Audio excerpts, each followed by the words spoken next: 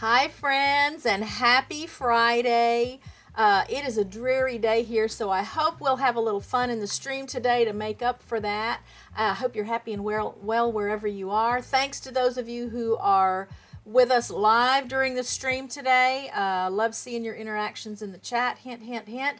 And if you like what you're seeing, I'd love for you to give the stream a like, share it with your friends. If you're new to the channel, welcome. And it's always a blessing to have people subscribe once they discover us here on YouTube. So today we're going to be talking about, I think, some really interesting and fun things, and that is the way that some science fiction concepts have become everyday reality now. So there was a day when a lot of things we take for granted weren't around, and the people that dreamed that stuff up and wrote about it or made a movie about it were considered kind of nutty. It was so fringe and so out there at the time. And now you might be amazed at how much of what was believed to just be pretend and made up is real life stuff that we use every day, all day long, all over the world, to one degree or another. Some of these things I don't know and I haven't used, but they're readily available now and continue to develop and get even more effective and powerful and helpful with everyday life. So, as far as what I'm doing today, just working on the stream. It's been a nice week, except that we've had rain. I think we've had rain every day. We might have had one sunny day where there wasn't any rain, and some of the areas not too far from us have. Wow. Okay. I was going to show you my weather app. You know, I like to show you my weather app. And it was saying I needed to turn on device location. It's always been on, so I don't know what that was about. So it's not raining right now. It was supposed to have been raining. We were supposed to have another round of storms come through mid to late morning into the mid to late afternoon, like the last several days. But a lot of the areas not too far from here have experienced really severe weather, powerful tornadoes, baseball-sized hail, straight line winds. I want to say I heard something about some town in West Texas where winds had come through that were like in excess of 100 miles an hour. They didn't rule it a tornado, I don't think, so I don't know, but that's just how powerful some of these storms have been. It's not unusual for us here for whatever reason. I think there must be some sort of elevation issue, or there's something about the topography right here where we live that so often, and I'm not complaining, so often, even when really, really bad weather hits, really, really close. We've had a tornado like within a mile and a half of here, a couple of miles from here.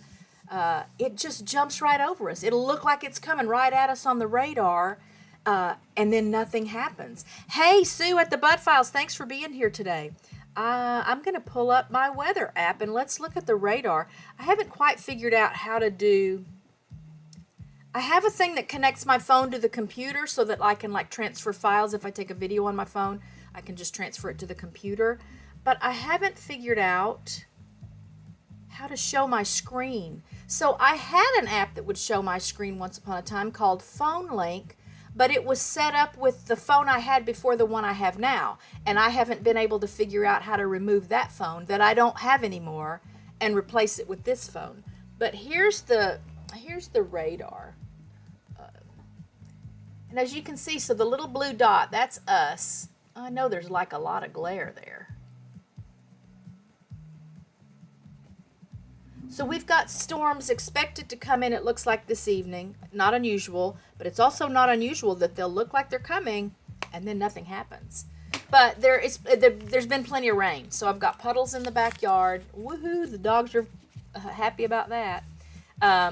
And towels spread out all over the floor for when they come in and go out. Of course, the flock loves it.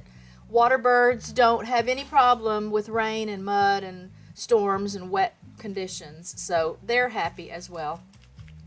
But it's kind of stressful for me because, again, it just means a mess.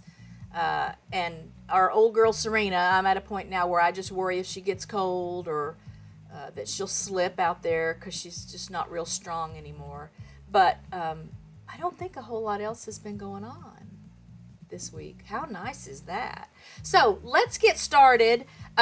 These are not in any particular order. What I'm going to do first is just go over like some of the top tech that is that was inspired by or created by some science fiction person, a writer, or again a movie, TV maker, TV series maker. And you let me know if you're surprised by where some of these things came from, or if you already knew where they came from. So these are not going to, again, be in any particular order. As just as I was doing research, this is the order in which I found them. I mean, some of them I already knew about, but and then we're going to talk about some of those authors, some of those people that did write these stories that either became real tech or they were featured in a movie, and then the movie inspired the real tech that happens now. And let's just see. We're going to match it all up and catch up with our future as it was predicted in the past in various ways. So the first thing we're going to talk about, let me get my little spreadsheet up here because it's got all my notes that I want to share with you. We're going to talk about video calls. So a lot of you are familiar with, I think the first thing I knew about was Skype. It probably didn't come out before, FaceTime. And I think I've used FaceTime only because I've had like an Apple computer at work before. But Skype was something that was familiar to me. And Zoom now I think is probably the biggest, the most used like virtual video call meeting thing, which obviously came in real handy when nobody could go to the office, but there was still work to be done. So video calls, the then part of video calls, it was seen in classics like 2001: A Space Odyssey and the classic cartoon The Jetsons. So even if you haven't seen those for some strange reason, I'm sure you're aware of those shows, right? That movie and those shows. Like, hasn't everybody heard of 2001: A Space Odyssey and the Jetsons? So that's where that concept was first introduced. And of course, again, now we have Zoom, FaceTime, Skype. I'm sure there's other stuff out there. Even a lot of these streaming platforms that we use, that's what that is. In essence, that's what that is. What I'm doing with you right now, I'm sure is based on that same core concept that the video calls in the movies and cartoons and other shows were based on. So there's an everyday thing for you guys. And now we're going to talk about... Oh, so I did have a little bit more to tell you about the Zoom calls. Zoom, FaceTime, and Skype evolved to meet growing global communication needs. Skype pioneered video calling in 2003. FaceTime streamlined Apple-to-Apple calls in 2010, and Zoom launched in 2013 with enhanced reliability and scalability. Their development reflects technological advances in internet speed, mobile integration, and the rising demand for remote connectivity. I'm going to move a couple of little windows over here so that I can keep my little spreadsheet open over here instead of having to keep closing it every time I come back to my streaming software. All right, so next up, let's talk about smartphones. Everyone has a smartphone now. Is there even such a thing? Is there even a mobile phone around that's not a smartphone anymore? So smartphones, the then on smartphones was like the Star Trek communicators. You know, they'd flip that open and talk to the ship or talk to each other. And now we carry, virtual computers with us 24/7 that can pretty much do anything we need them to do. So let's look at some things about phones and talk about phones. Captain Kirk's communicator on Star Trek in 1966 sparked Motorola engineer Martin Cooper to create the first mobile phone in 1973. The Dynatac weighed 2.4 pounds and offered 35 minutes of talk time before needing a recharge. Those early devices paved the way for modern flip phones, which pack more computing power than the entire fictional Enterprise starship. You can use your cellular phone to order me a pizza. Yes, hello. I'd like to order a large pizza with mushrooms and anchovies and the hottest peppers you can find. The progression from simple voice communication to today's multifunctional devices mirrors Star Trek's vision of portable communication technology. So let's hear it for cell phones and smartphones in general. I mean, now we got smart TVs and smart homes and smart everything. Did y'all like that little cameo from the kids from Saved by the Bell? I found that. I just thought it was funny because Zach is holding one of those great big Dynatac phones. And I don't think we ever had one of those. Stop. But a guy that the kid's dad worked for, I mean, he worked for him until he retired, but he had one of those. He was one of the first people I knew. And he had the phone, obviously, and there was this big case, not like a suitcase size, but a pretty big size case, where he had a battery for it, I think.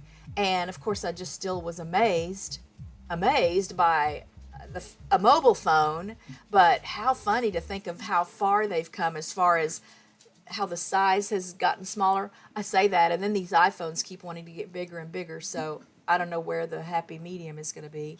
But, again, smartphones. Let's hear it for smartphones. Next up, we have voice assistants. And by voice assistants, if you've seen the movie 2001: A Space Odyssey, you'll know Hal, the HAL 9000 from that movie, who was the crew's go-to. They could give him commands or ask him questions or tell him to do something, and he could do it. Or the computer on the Enterprise worked the same way. They could speak directions to it or ask for information from it. And now we have, of course, Alexa and Siri and Google Assistant and Gemini and Bixby and all the stuff that comes with the smart homes and the smart cameras and all the smart stuff around there. We can just talk to it to get what we need. Voice assistants like Siri, Alexa, and Google Assistant were once the stuff of sci-fi, echoing the intelligent computers of futuristic stories. Today, they're everyday helpers, managing schedules, answering questions, and controlling smart homes, making AI-powered conversations a routine part of modern life. The future has officially found its voice. Who would have thunk it? I mean, I'm such a sci-fi nerd anyway. I'm not very technologically savvy, so I don't know a lot about how stuff works or why it works like it works, but it intrigues me. And if you're my age or older, I'm sure you're just as amazed by what we've seen happen in our lifetimes. I was born in 1962, so I don't think anything that's on this list was around beyond maybe having been written about in a book or featured in a movie sometime. And I know there are things that were predicted. I still remember when Windows was kind of promoting their whole point and click concept, and I thought, whatever. I started, my first computer experience was on an old Xerox 820. Again, MS-DOS, you had to be able to type in the commands, and it was really slow. There wasn't a lot of storage capability on it, and it was huge. Actually, that's not my first experience with computers. It's the first experience I had with using a computer was that Xerox 820. My first experience with a computer, my dad worked for JCPenney for a long time after he got out of the Air Force, and he was in the distribution center in Arlington, Texas for a while, and they had a room there. It still doesn't even make sense to me. So they had this glassed-in room because the computer had to be kept at specified temperatures, and the computer there was like floor to ceiling, wall to wall, these big banks of computer that stored data for orders placed and shipping information and price changes and all the stuff now that you do computers with for retail and business work and even personal stuff. But that's the first time I ever saw a computer. That computer's name was Cathy, Cathy. I don't remember what that stands for. I'm going to have to look that up. And I just stood in awe outside that door. You know, you had to wear a lab coat when you went in because you didn't want to like introduce any dust or I guess particles that could get stuck somewhere and cause a problem. And now look at this. Look at laptops and these, like this phone, y'all. This is my phone. I love my phone. So I can just fold it up and use it like a phone, or I can use it like a tablet, and it's amazing. So moving on from voice assistants, kind of connected to what I was just talking about with computers, now we have touch screens. And then, meaning in the past, touchscreens were seen in sci-fi interface scenes like the movie Minority Report. Do you remember that? And now everything from phones to fridges. I saw a toaster when I was doing my doing my research for the show, have touchscreen capabilities. You just, touch what you want it to do, and set things up and schedule things, and it's everywhere. iPads and tablets are everywhere. In 2001: A Space Odyssey, regarding the tablets, they had tablets called news pads. So the astronauts in that movie came out in 1968. The astronauts used news pads to read news and watch video content. This prediction came 4 decades before the iPad revolutionized personal computing. Samsung even referenced the movie during patent disputes with Apple, highlighting how accurately the film predicted our future. The International Space Station now uses tablets regularly, bringing the fictional technology full circle, as astronauts really do use those devices for their daily tasks now. But it was first seen in 2001: A Space Odyssey back in 1968. Who doesn't have a touchscreen device? Raise your hand if you don't have a touchscreen device. Because I think that show of hands would be a lot smaller than to ask who has a touchscreen device. So, and I've seen scenes inside the International Space Station, but I've never paid much attention to the gadgets and tech on the walls and stuff. But there's another everyday thing we use now that was just a made-up vision once upon a time. And now we're going to move to augmented reality and virtual reality. They are different, but they share some of the same concepts. So back in the day, augmented reality was worn like by cyborgs in science fiction movies and shows, and it was featured in heads-up displays, in vehicles or in war rooms and stuff like that. And don't forget the Princess Leia hologram in Star Wars Episode 4, A New Hope. And virtual reality offers opportunities for like learning. It's used a lot for entertainment, training, like big 18-wheeler drivers, surgeons, and kids in the classroom. And AR is in games like Pokemon Go. I've never played that. And headsets like the Microsoft HoloLens. So virtual reality began as a science fiction fantasy, most famously depicted in books like Neuromancer and movies like The Matrix. I haven't read Neuromancer, but I have seen the Matrix movies. Think about that, those scenes in The Matrix. Once purely imaginative, VR now powers immersive gaming, medical training, virtual tourism, and therapy. It's evolved from bulky prototypes into consumer-ready headsets, becoming a transformative tool in both entertainment and education. So again, that was for virtual reality. For augmented reality, it was once in the domain of futuristic goggles and heads-up displays in sci-fi films like Minority Report, but today it enhances everything from video games to surgical precision. AR overlays digital elements onto the real world using phones and smart glasses, blending physical and virtual realities in ways sci-fi only dreamed, is now an everyday opportunity. So I think back to like that old, what was the name of that game? What was the name of the game where it had the little man and you had to take the tweezers and pull out his, remove left lung or whatever. What was that called? And it would beep at you if you accidentally touched something that you weren't supposed to touch. And I only say that because my perception now is that with virtual reality and augmented reality, they can overlay a thing on top of a body or mannequin, or a cadaver or something, and it will guide you. It'll show you what's where and what's inside. I was amazed to learn. So before I left the dental field, and again, I was in a surgical practice, and we did IV sedation for surgeries, and the doctor was really good at finding veins in the arm, and starting the IV. But he showed me something he had seen at a tech convention or something, where there's this, it's like a gun thing, and you hold it over this spot where you're looking for veins and arteries and such, and it shows you. So, I don't think maybe that's not virtual reality, because it's really showing you the veins and, vessels inside the area that you're looking at, so that you can find the thing you need or the vein you want. And I just, wow. Would you ever have thought about that 50, 60 years ago?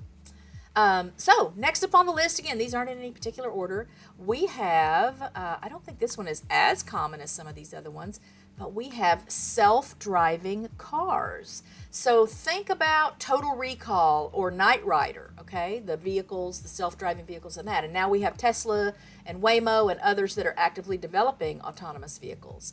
Total Recall's Johnny Cab, and that movie came out in 1990, gave audiences their first glimpse of fully autonomous driving technology. Do you remember that? It had that little robot guy in it that it almost looked like a circus character or something. He had a hat on, I think. Today, companies like Waymo and Tesla use sophisticated sensors and computer vision systems to navigate complex city streets without human input. NASA applies similar technology to Mars rovers, allowing them to make independent driving decisions millions of miles from Earth. And these autonomous systems continue reshaping transportation infrastructures and urban planning concepts. I'm not sure how I feel about that. It can't be any worse than some of the people on the roads that obviously just are not good drivers, right? And I know in researching again, I read that one of the biggest challenges is and will always be factoring in the unpredictable stuff. 18-wheeler's passing you, right, and has a blowout, and so chunk of tire hits your car, or an animal darts out in the road, or somebody has a medical emergency behind the wheel and loses control of their car in front of you or behind you or whatever. And so I don't know how that will ever completely be overcome, but I'm amazed at the processing speed of whatever these computers are that are operating these vehicles. And I want to say, even before some of the self-driving cars that we have now, there's been technology, like I've seen heads-up display on a car before that included, it wasn't radar, I don't know what it was, but it was shown to me because it was someone that drives, a lot where there's deer that, are going to jump out in the road. And if you've ever had that happen, you know how nerve-wracking that is, even if you don't hit the deer or the deer don't run into your car. But this heads-up display, what is it? It's not radar. I don't remember what it was called. It could see movement and detect objects and animals and stuff coming in from the periphery, so that you wouldn't be aware. You could know to be on the lookout because something was approaching. Isn't that wild? So I've seen that, and then I know I've heard of like sensors that help you parallel park, so they can tell you where the curb is, and or sensors that, I don't know how they do it, they can tell you if you're starting to drift out of your lane. They can beep, or the wheel will adjust or something to make you correct your path. And so there's just more and more of that kind of stuff happening. But the speed at which these things respond and react to real life situations it's just wild to me. So now, what do we have next? Now we have robotic assistants, and that's a big broad category. So there's your everyday robots, but there's some specialized robots too. So think back to R2D2, C3PO from my favorite movie franchise, Rosie the robot, again from the old Jetsons cartoon, and now we have robots, Roombas, stuff like that, that cleans your house and delivers your food and helps in the hospital. So Tony Stark's automated Iron Legion inspired real breakthroughs in robotics engineering. Boston Dynamics robots, now they're the ones that have those dog-looking things that you may have seen. They now have robots that run, jump, and navigate difficult terrain with remarkable agility. NASA's robotic systems explore Mars and assist astronauts on the International Space Station, while advanced surgical robots perform delicate medical procedures. These machines combine machines, when you've got your IV going and they've got your monitors on for your heart rate and respiration rate and all of that stuff. Those are kind of like robots. But those Boston Dynamics dog things are fascinating and creepy all at the same time. And I can't remember what movie or series I watched sometime within the last couple of years. I think it was a War of the Worlds remake, and the monsters that came to Earth were dog-looking like things, like some of these Boston Dynamics robots that I've seen. And I guess it makes it creepy because I'm a dog lover, and so if you like dogs and you've been around dogs and you're familiar with dogs, then to see something that you connect with the dog because of the shape it's in and the way it moves and stuff, but know that it's evil or dangerous, it just makes it really creepy. Okay, so now let's move on to, I'm going to move this down a little bit. Oops, if I can. Wow. I guess I have to make this a little bigger.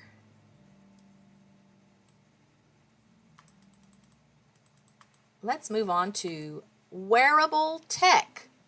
So if you've got, I don't know what they're called, like a smartwatch or a Fitbit or some of these, there's rings now that monitor, bodily processes and health stuff. But wearable tech, so back in the day, Dick Tracy had a wrist communicator. You remember, like a wrist phone? And now Apple Watches and fitness trackers monitor everything from the number of steps you take today to your heart rate. So once the stuff of Star Trek and spy flicks, wearable tech used to be shorthand for futuristic cool devices that let you talk to starships, track vital signs, or see augmented data in real time. But today we've got smartwatches that monitor your heart, fitness trackers that count every step, and AR glasses trying to make a comeback like it's 2099. Sci-fi imagined we'd be wearing our tech like second skin, and now we are. Though it's mostly telling us to stand up, hydrate, and stop doom scrolling. I don't know what doom scrolling is. I had ChatGPT help me with my script for today, so kudos to ChatGPT. If you're not using it, check it out. It's so fun. You can even just go have conversations with it about stuff that it's not because you're working or researching something, but it's a great research tool. So, wearable tech, an everyday thing now. And it's bound to become even more and more part of the daily life. I think I didn't read it all, but I saw something about a smart t-shirt that astronauts are wearing or will be wearing. I don't remember exactly what it does, but I have this whole long list of stuff now that I want to look up just because I was researching stuff for the show today. In all my spare time, I want to do some more research just for fun because this stuff just fascinates me. Let's see. I wanted to start this too, didn't I? Nope, that's fine. So what's up after wearable tech? After wearable tech, we have 3D printing. Like, I never really thought that would be a thing. So think about the Star Trek replicators. Do you guys see yet how big a part Star Trek played in what's really happening in real life now? And now we can 3D print everything from toys to prosthetics to food. Once imagined in science fiction as instant matter creation, like Star Trek's replicators, 3D printing has become a real-world innovation reshaping manufacturing. It started as a tool for prototyping, but now builds everything from custom prosthetics to entire houses. What was once fantastical is now a vital part of design and industry. So we did use a 3D printer in the surgical office I worked for, but really only for surgical stents that patients were going to wear after surgery, that facilitate healing and kind of keep things stable so that you don't lose progress as things change during the healing process. And it was just so, it was never anything real big. It was just a little stent that would fit in the mouth, like a little mouth guard kind of a thing. Or the implant placement thing. We would have a little, we'd take a 3D scan of the patient's mouth. Didn't even have to do those gummy mouth impression things anymore. You just do a scan of the area that you're going to be working with.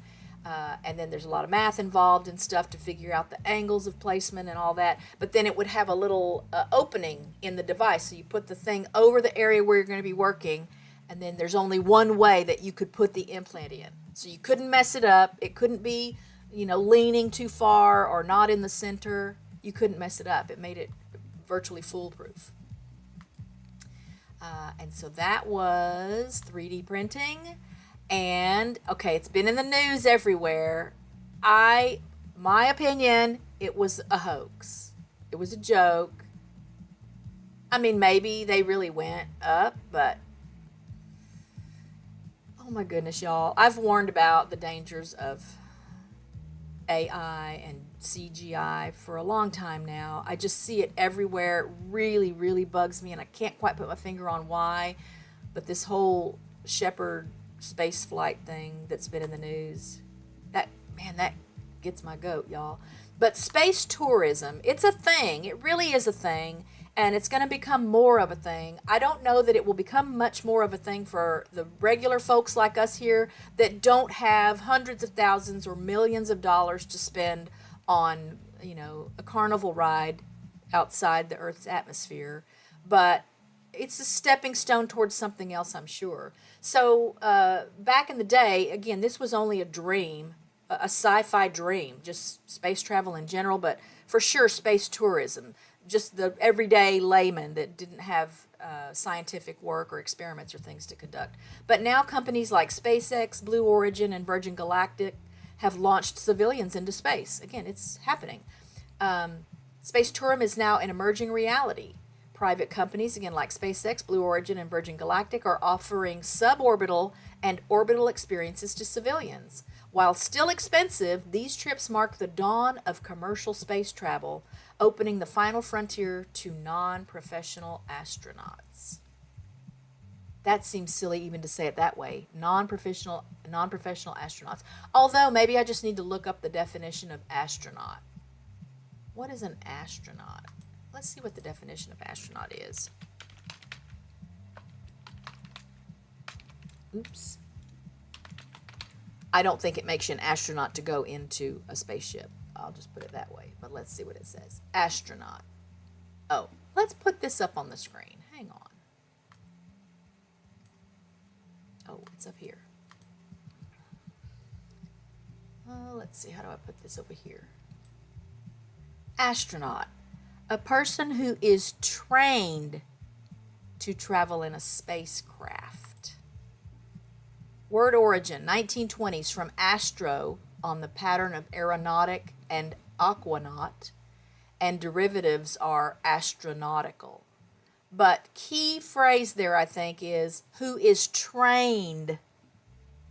So I did kind of take issue with the wording of that.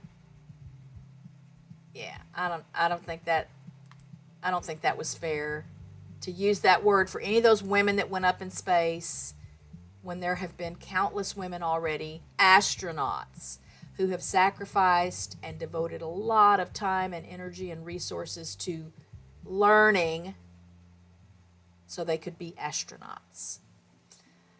But that's just my take on it.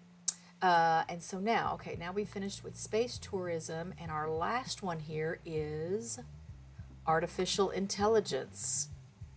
So artificial intelligence, I think most people probably understand what that means, but we'll kind of get a little bit of a different take on it maybe here.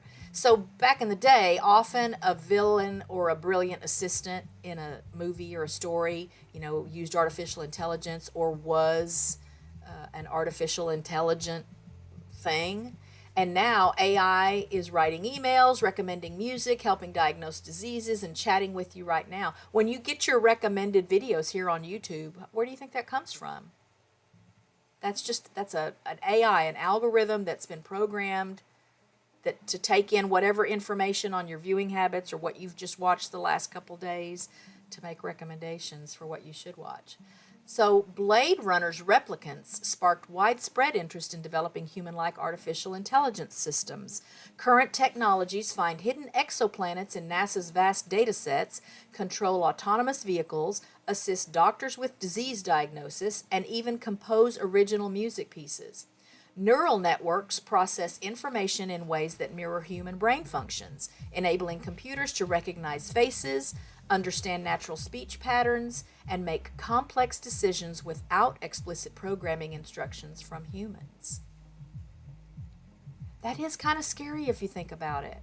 And I don't know a lot about Neuralink, Elon Musk's brain computer interface thing, except that it just sounds very promising in managing certain medical conditions and reestablishing function.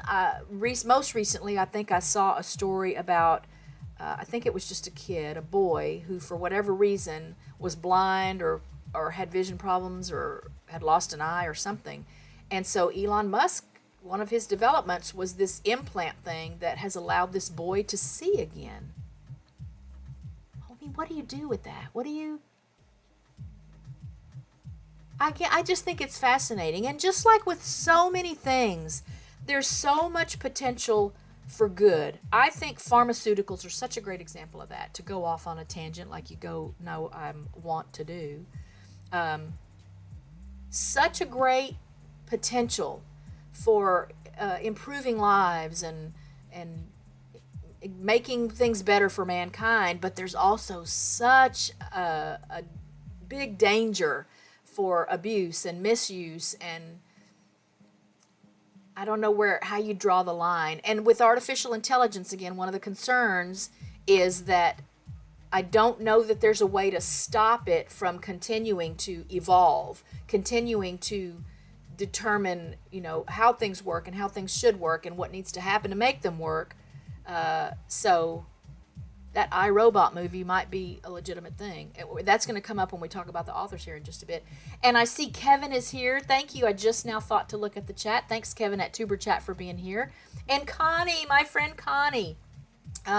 All is well here. A gray, dreary day, but I'm having some fun talking about some stuff that has always interested me and always been fascinating to me. So I hope you guys are enjoying it also. So now we've just talked about, again, that's kind of just a random sampling. I promise there's a whole lot more stuff out there that we're using every day or that is available for use every day, even if we can't afford it or don't have access to it right now for personal reasons. But those were some of the ones that I thought would be most familiar to people, or that would be, again, more likely things that you use, that you benefit from somehow. So now we're going to go to the wheel. We haven't used the wheel in a few weeks. We're going to go to the wheel, and we're going to talk about some of these just sci-fi legends that were so good at predicting the future, that came up with ideas and concepts that people laughed at first, but that, now who's laughing? I mean, some of these authors are long gone, but a lot of what they dreamed about and wrote about or made a movie about has become reality for us. So I'm going to move my little spreadsheet over here now. And we're going to spin our wheel. I've got some authors. Of course, some of these are going to be among my favorite authors because I do love sci-fi. I'll let you know, kind of rank them as we go. But let's spin the wheel and see who we get first. We're going to talk about some of the things they predicted and the most popular, maybe their most popular works. Just so if you're not familiar with the name, maybe you will have heard the title of a book or a movie or something they were involved in. So William Gibson, let's find William Gibson. There he is. All right. William Gibson predicted the internet, virtual reality, hacking culture, and cyber warfare. So his famous book was that Neuromancer book that was referenced earlier that I told you I haven't read. And a fun fact about William Gibson, he coined the term cyberspace and basically mapped out the vibe of the digital age, and this was back in the early 80s. So before this stuff was happening, this guy was writing about it and had, names for things that we really are even using today.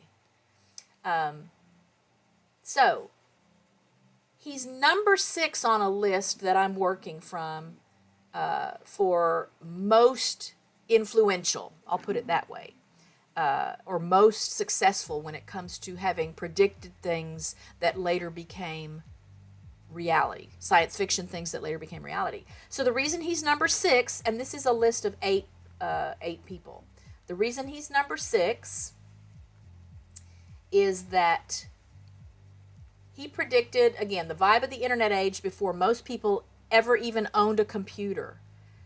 He got the aesthetics and anxieties of cyberspace so right. His major influences were on hacker culture, cybersecurity, virtual reality, and the whole cyberpunk genre. His best prediction was cyberspace and the interconnected digital world. But we're also going to talk about misses. So there were the hits. We're going to talk about what he didn't get right. So there was some other stuff that he, introduced that maybe didn't quite pan out. So he imagined a gritty punk aesthetic to the digital future, full of neon, noir, and techno decay. And the reason that kind of missed or hasn't taken a hold is because while his feel of his work resonated with the real internet age, while it resonated, the real internet age is more glossy corporate than dark cyberpunk. I mean, there's those factions that's out there and they're creeping in, but it's not like you see in some of the futuristic movies from, back in the 80s that were supposed to be predicting what everything would look like now.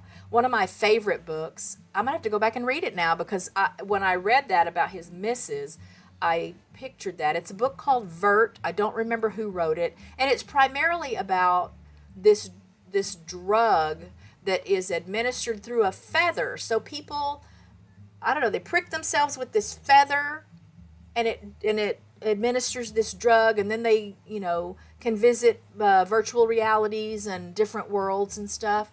It was really a fascinating book. But my perception again of that whole book, the settings of that book was like that cyberpunk, dark, everybody's wearing hoodies and, there's all these colonies of people that have, they got to have a 50-gallon can with a fire in it to stay warm, that kind of a thing. I don't know. Maybe there's scenes in there that I just don't remember that are described that way. But when I think of that cyberpunk kind of thing that was just described, and I think of that book, I think they kind of go together. So I might have to reread that book. It's probably been 25 years since I read it. But that was William Gibson. We're going to take him off the list because we won't need him again. And let's see who we get next. I have not read any William Gibson, unless he happened to be the one that wrote Vert and I just didn't remember it. So Jules Verne. Who does not know Jules Verne? Who does not love Jules Verne? Let's see where he is on the list. He's number 4 on the list of 8 as far as being the most influential in shaping our current technological science, stuff that was science fiction that became reality. So he predicted submarines, space travel, and moon missions, among other things.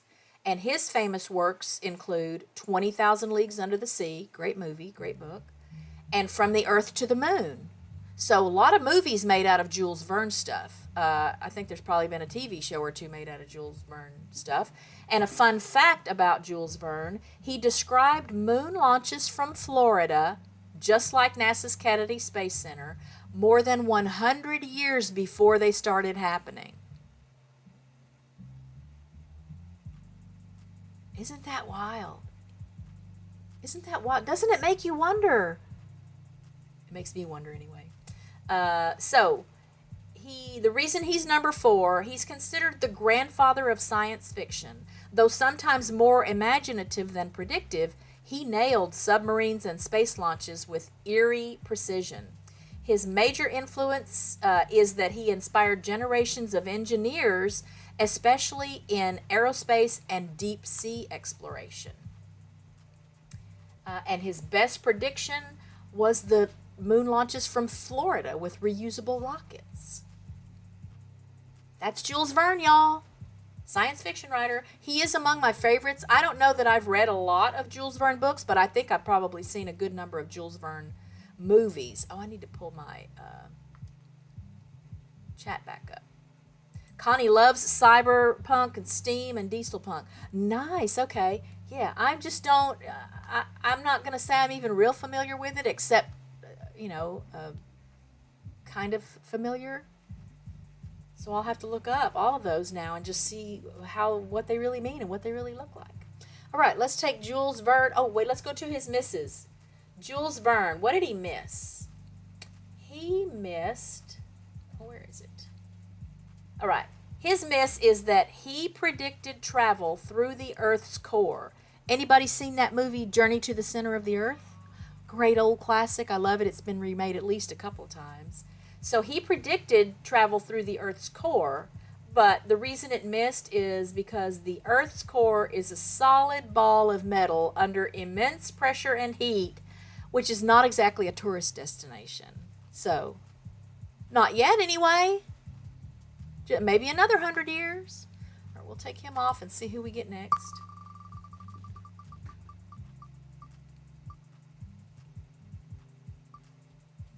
Oh. Super influential. I think probably among the most well-known of some of these authors, Philip K. Dick. Right. So Philip K. Dick, he's number 5 on this list of most influential, sci-fi visionaries. He predicted virtual reality, AI surveillance, predictive policing, and identity tech. His famous works are Do Androids Dream of Electric Sheep? Which became Blade Runner. That was the concept on which the movie Blade Runner was based. And the movie Minority Report. If you haven't seen either of those, please put them on your watch list. Minority Report was very mind-blowing for me. I just dropped a little thing of paper on the floor that I've been fiddling with, and I don't want this puppy that's here to decide to wake up and come eat it. Minority Report, great movie, wild concept. Again, one of those great potential for improving man's lot in life, but so much potential for abuse and misuse, and I don't know how I feel about that. I won't give it away by telling you what the bottom line is. So a fun fact about Philip K. Dick, the whole Minority Report idea of pre-crime and targeted ads, we're creeping up on that with data tracking and predictive algorithms. How many times have you been on Facebook? I know it happens to me all the time. Like I've been looking for, probiotics for the dogs. I need to order some probiotics for the dogs, right?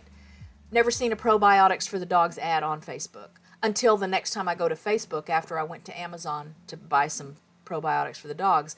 And then there's all these things coming up about probiotics and prebiotics for the dogs. What? Or I need new shoes. My shoes are worn out. So I'm looking for just a cheap pair of slip-on canvas, deck shoes or something.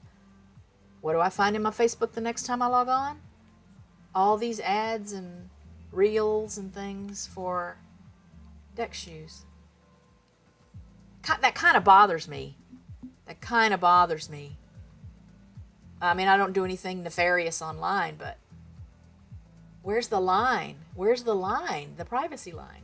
Anyway, so Philip K. Dick had a hand in that. And why he's number 5 on the list? He is less about tech specs and more about concepts. He foresaw today's surveillance, identity crisis in the digital age, and data-driven society. His major influence has been on Silicon Valley, film and TV, and predictive algorithms. So he's everywhere. And his best prediction was personalized ads, facial recognition, and surveillance states. But let's see where he missed the mark and why he missed the mark. So Philip K. Dick missed the mark because he assumed a world drenched in paranoia and state manipulation by 1990. He thought that was be the overriding demeanor and atmosphere. And Wyatt missed the Earth. Oh, here we go. Wyatt missed. He was early. Some ideas like predictive policing are only now being tested or debating. So his timeline was really aggressive. He was really way ahead of the potential for that to become an everyday thing. But let's take him off here and spin again.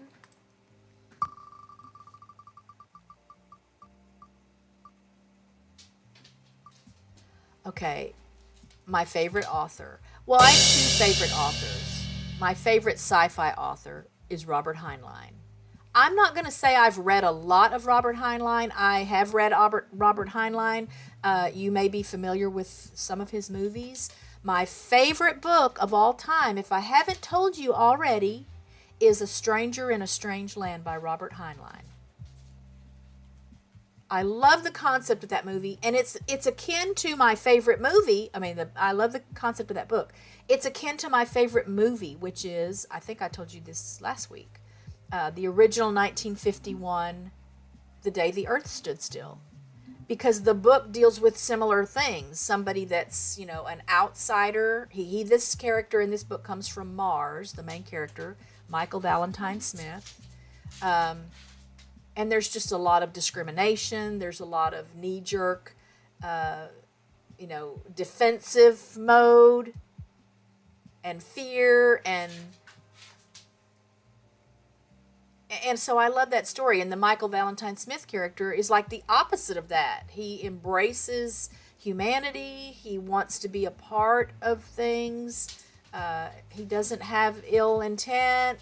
And so he's very misunderstood. And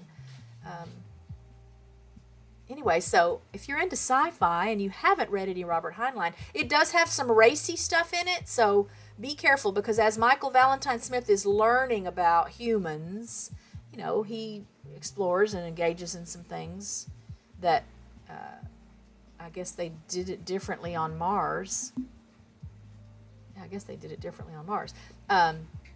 And I'm waiting for that to be made into a movie. I don't understand why that hasn't been made into a movie. When I first saw the previews for the remake of The Day the Earth Stood Still, starring Keanu Reeves, the first scenes they're showing, I thought, oh my gosh, they're finally going to make this into a movie. So I'm not going to say I was disappointed to see that it was a remake of The Day the Earth Stood Still, because I love that movie, and I love Keanu Reeves. If you guys missed that in a previous episode, I love Keanu Reeves, so I'll watch anything and be a fan of anything he's in. But I'm still waiting for this to be a movie, and I just think it would be such an amazing movie. Why is this not a movie? If you've got strings to pull, go pull some strings for me, because I want Stranger in a Strange Land to be a movie. So Robert Heinlein is next on our list. Let's see where he appeared on the most influential.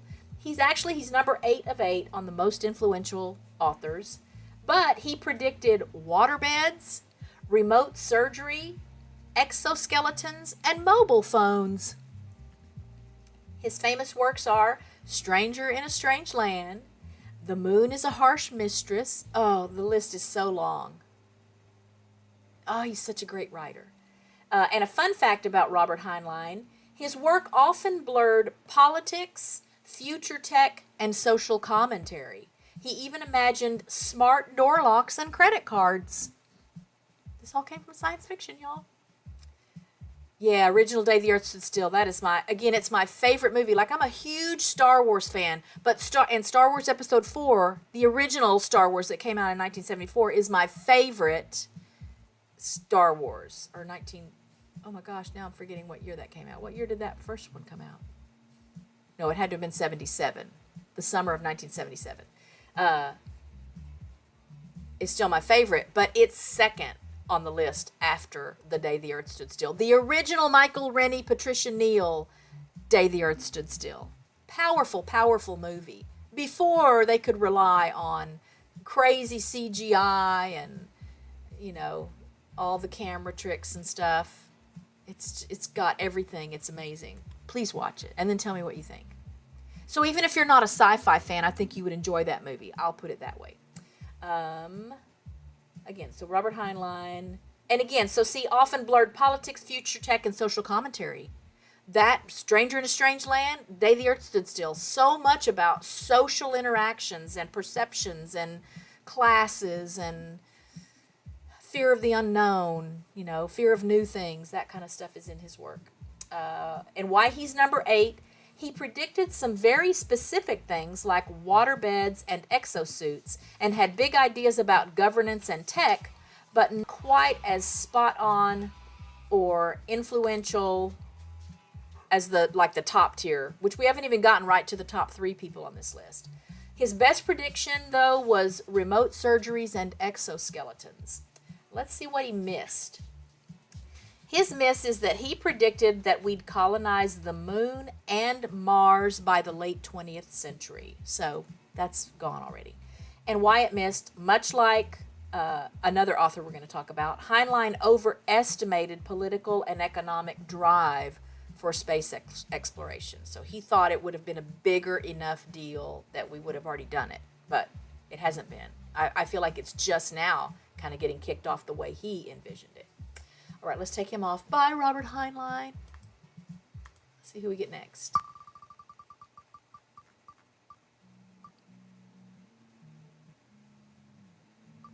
Arthur C. Clarke. I think he's number 1 on this list. I don't remember, but let's look. Arthur C. Clarke. Arthur C. Clarke, number 1 on the list of most influential sci-fi visionaries that have influenced modern technology and everyday life. He predicted satellites, space elevators, video calls, and AI assistants. His famous works are 2001: A Space Odyssey, if you didn't know, and Profiles of the Future. I have not read any Arthur C. Clarke books, but I've seen 2001: A Space Odyssey, so there's that. A fun fact about Arthur C. Clarke is that he proposed the idea of geostationary satellites for communication way back in 1945. We literally orbit satellites now based on his vision. But they thought he was a nut when he first came up with that idea. And why he's number 1. He's practically a futurist disguised as a sci-fi writer. His satellite idea became real NASA tech. His concept of video calling, space travel, and AI helpers like the HAL 9000 in 2001: A Space Odyssey shaped how engineers and scientists thought about the future. His best prediction is communication satellites in geostationary orbit that we use today. We couldn't do 95% or more of what we do today as far as communicating without that. But let's see what he missed. His miss was that he predicted lunar bases and manned Mars missions by the year 2000. Why it missed? Human space exploration slowed way down due to politics, funding, and risk. Again, a lot of things that if we had been where we are now as far as interest and enthusiasm about space travel, 30 years ago, we'd be closer to having met his expectation and, fulfilled his dream. All right, let's take him off and see who we get next.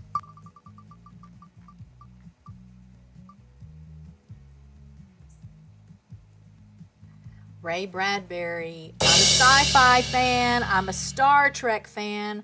I love the old original series, but I also, my second favorite, because there's lots of iterations of Star Trek. The Star Trek franchise is everywhere. The Next Generation, Star Trek The Next Generation.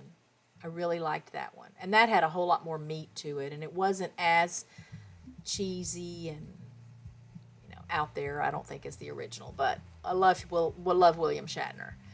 So Ray Bradbury, let's see where he is on the list.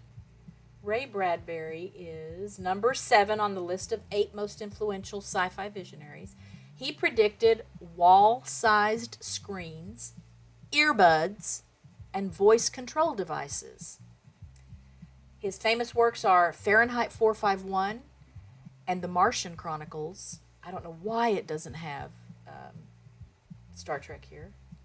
A fun fact about Ray Bradbury, he described seashells in the ears, basically modern earbuds, and people addicted to wall-sized TV screens long before, oops, I just closed that. Let me get back to that. Nope, I don't want that. Let's put this over here and open that back up. Bear with me. I hope my stream is a little smoother this week. And if you notice, I didn't start it with that countdown thing. I love that little countdown video that I put together, but I felt like it was always so bumpy and rough in the beginning, and then it seemed like the streams were just terrible afterwards. So, back to Ray Bradbury. Where'd you go, Ray? Okay. So he described people being addicted to wall-sized TV screens long before flat screens and binge watching were a thing. And why he's number 7 on the list of 8, more literary and metaphorical. He was more literary and metaphorical, but he nailed our addiction to screens, tech-induced social disconnection, and voice assistance. His major influence was on social commentary, on media and technology. And his best prediction was earbuds, massive TVs, and screen-dominated lives a la Fahrenheit 451. And let's see what he missed. So Ray Bradbury, in the book the story Fahrenheit 451, because that's been a movie too, books are banned and burned while TV enslaves minds. So we're not quite at that point. And why it missed, we still love books. Print isn't dead. TV is addictive, sure, but we haven't totally surrendered to it yet. I have a lot of concerns just about our dependence on, screens. I guess that's the way to say it, whether it's your phone, your tablet, your TV, your computer.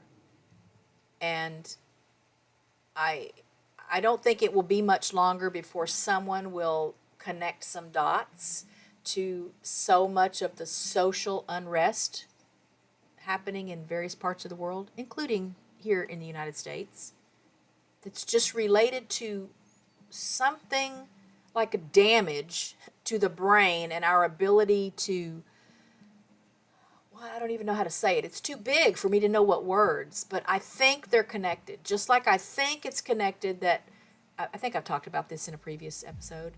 All the moms went back to work, right, in the early 70s because of the women's movement and women's lib, right? And kids went to daycare. And then 20 years later, kids are shooting up their schools and stabbing track meet watchers. I just don't know how you cannot at some point extrapolate or at least find a correlation. Maybe not a causation, but I don't know. I'm just old-fashioned enough that a lot of this stuff, while it really excites me, it really bothers me too. So I'm glad we still have books. I love books. I love the smell of books. I love the feel of a real book. I have a Kindle, and I do occasionally, read a Kindle book, but I so prefer to have a real book in my hands, preferably that's a little bit worn, some dog-eared pages here and there. And I love to go to used bookstores and libraries and just smell that smell of the paper over time as it breaks down. It has a smell, and I love that smell. Okay, so that was Ray Bradbury. Goodbye, Ray. Oh, we don't have much left here.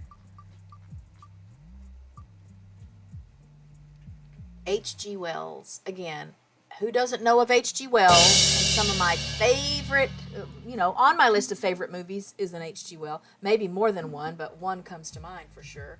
Let's see where he was. He is number 3 on the list of most influential sci-fi visionaries.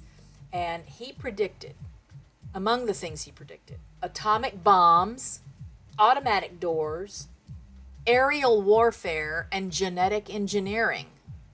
Okay, this is decades and decades before any of this stuff started happening. because I mean he's been long gone, y'all. He's one of the earliest of some of these authors. So his famous works are The Time Machine, on my favorite movies list, The War of the Worlds, on my favorite movies list, and The World Set Free. I don't know if I'm familiar with that story, whether it's a book or a movie or whatever. But again, even if you haven't seen those movies, and The Time Machine was remade, it had Guy Pearce in it, and it was pretty good. But the original, the Rod Taylor, I think was that guy's name, the star of that one. The original is still the best one. Oh, Gene Roddenberry. So I was thinking Ray Bradbury for Star Trek. It's Gene Roddenberry. So apologies. I still love Star Trek, and I still love Ray Bradbury. Ray Bradbury wrote The Illustrated Man. I think his stories were featured in, I can't remember the anthology series that was out back in the 70s that had a lot of his stuff in it. Okay. So thank you for that, Connie. I had them mixed up. I wonder why he's not on this list at all.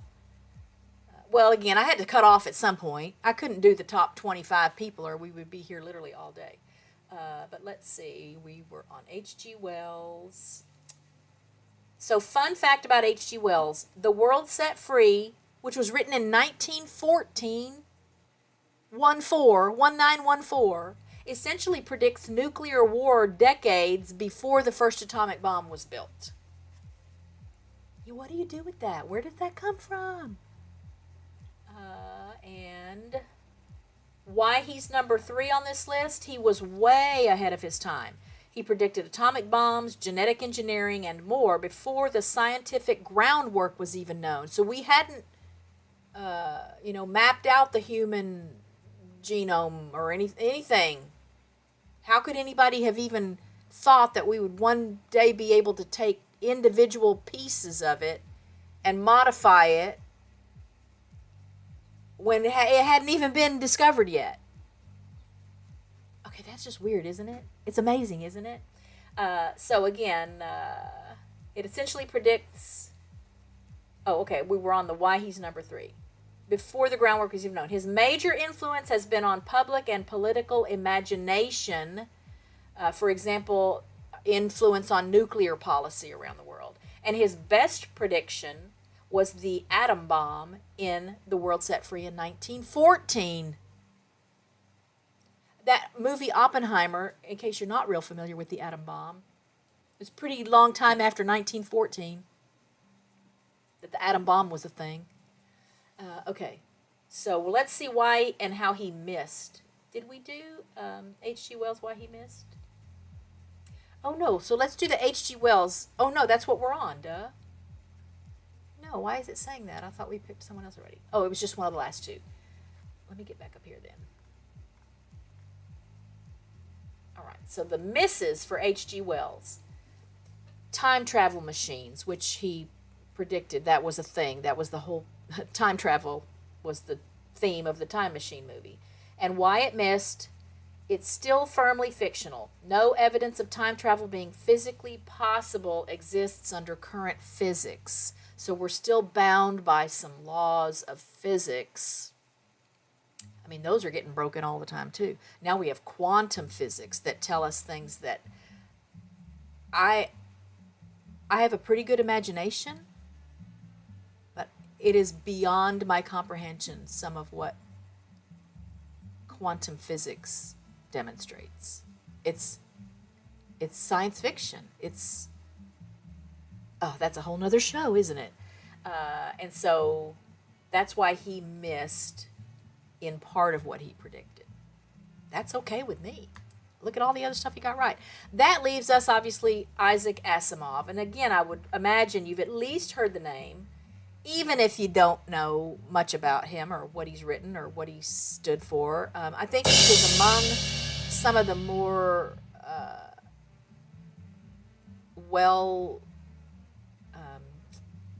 like he was on TV, he did interviews and stuff a lot. I think he did like the Tonight Show, stuff like that.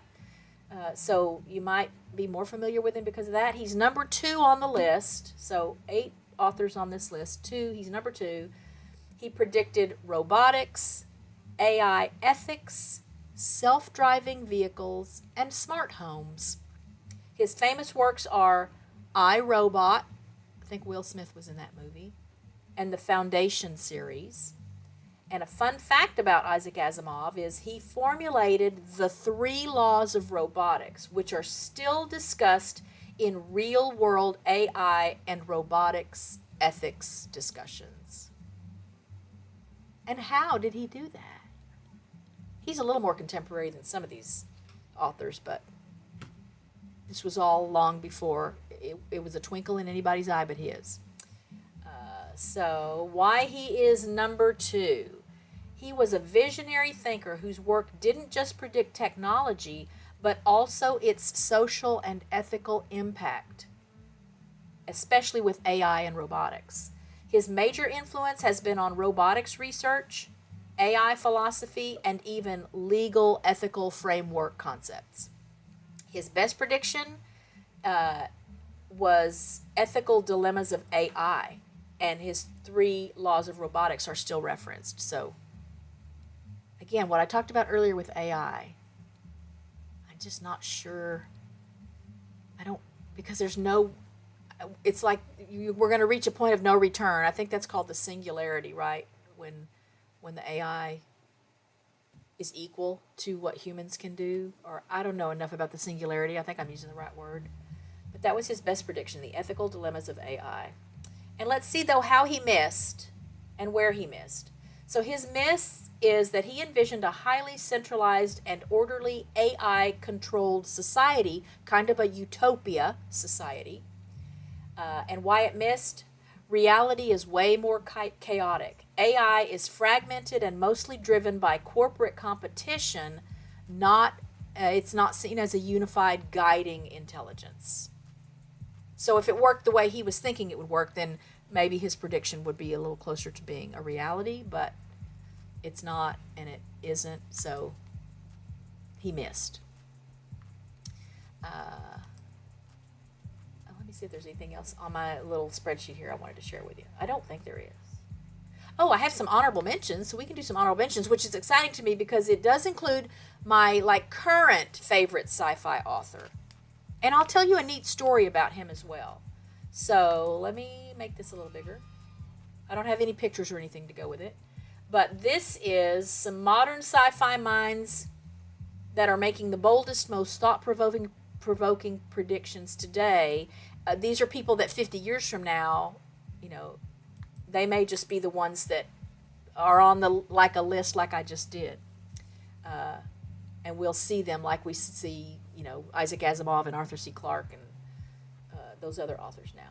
So, number 1 on this list, again, this is my current favorite sci-fi author, and I have read a good number of his books, is Kim Stanley Robinson. I was introduced to Kim Stanley Robinson by my late husband, so the husband before Richard came into the picture, who passed away, was so big into sci-fi and had read, at that point, all of Kim Stanley Robinson's work. I had never even heard of Kim Stanley Robinson until he handed me his copies of the Mars trilogy. There's Red Mars, Blue Mars, and Green Mars.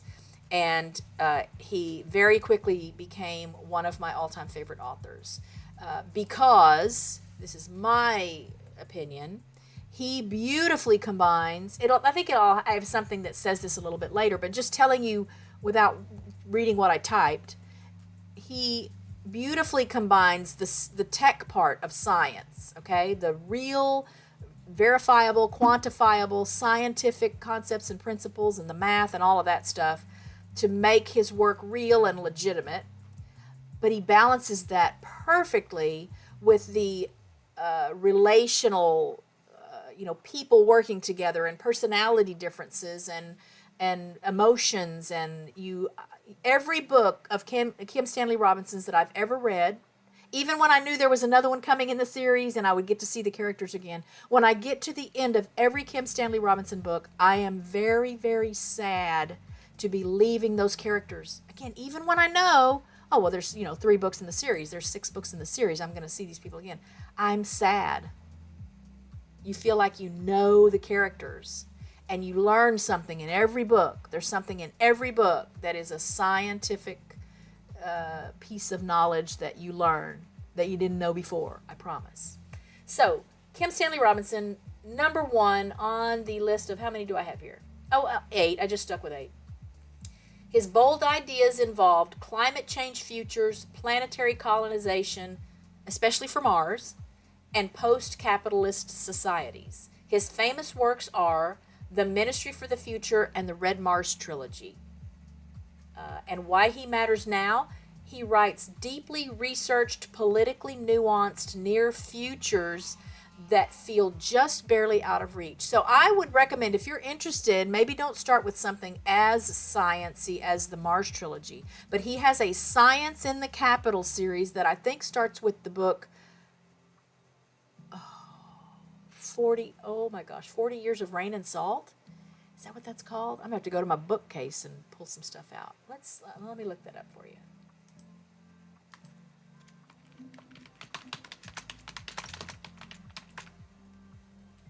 Let's see if I've got the title right. I think that's the first one. Oh, it pulled up some weird YouTube video. I didn't plan to make recommendations today, but I really am enthused about 40 Signs of Rain.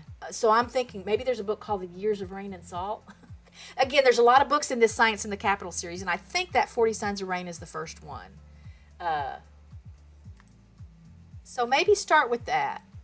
Because, again, the characters, there's a stay-at-home dad. He also has a science background, but his wife is the breadwinner in the family.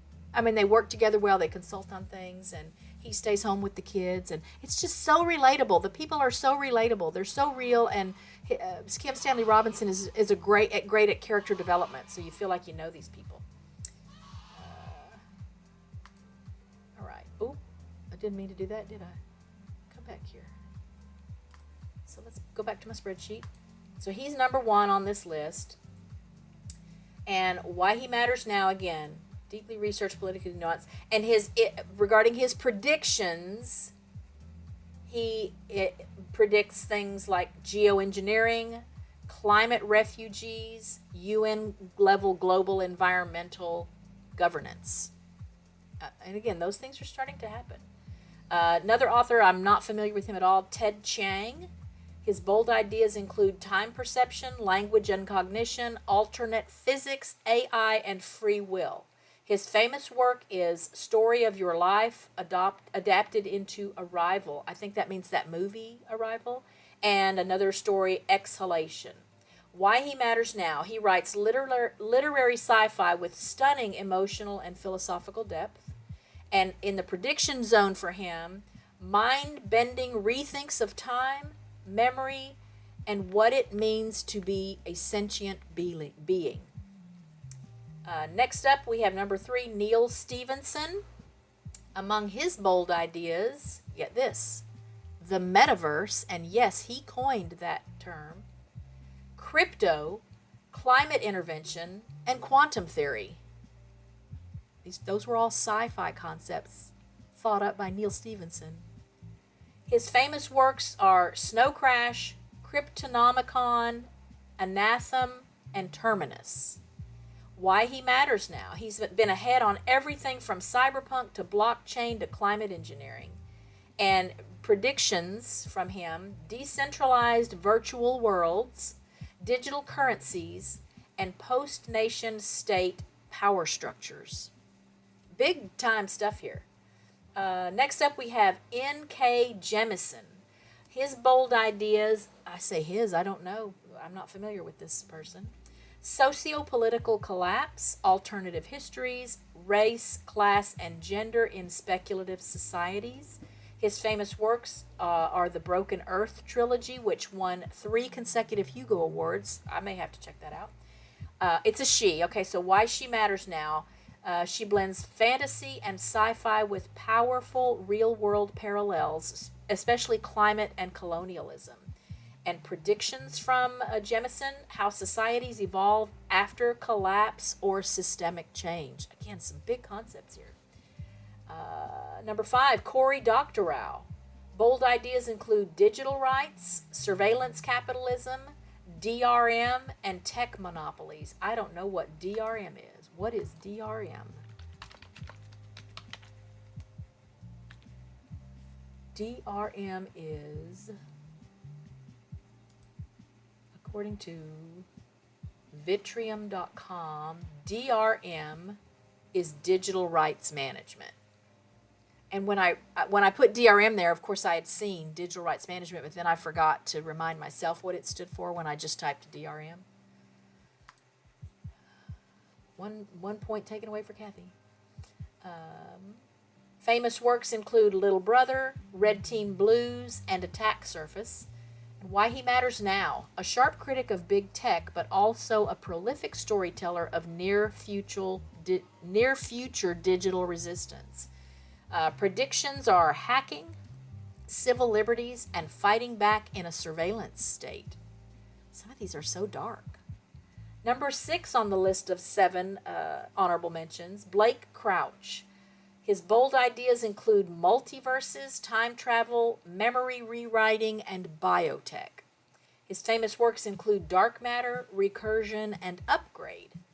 Why He Matters Now, he writes cinematic, fast-paced thrillers that tackle existential tech dilemmas. That'd be fun. I'm about to look for a Blake Crouch book to read. And predictions from Blake Crouch include bioenhancement, memory hacking, and the multiverse theory. So bioenhancement, I mean, that's already happening. That's been happening. Number 7, Lou Cixin, Cixin. I don't know if I'm saying that right. His bold ideas include First Contact, Cosmic Civilizations, Dark Forest Theory, and Interstellar Strategy. Oh my gosh, I'm becoming blind today. His famous works include the 3-Body Problem Trilogy. So there's a lot of videos out. The first time I ever heard of that, it's Neil deGrasse Tyson explaining or discussing the 3-body problem. I've never heard of the term until then. So Why He Matters Now.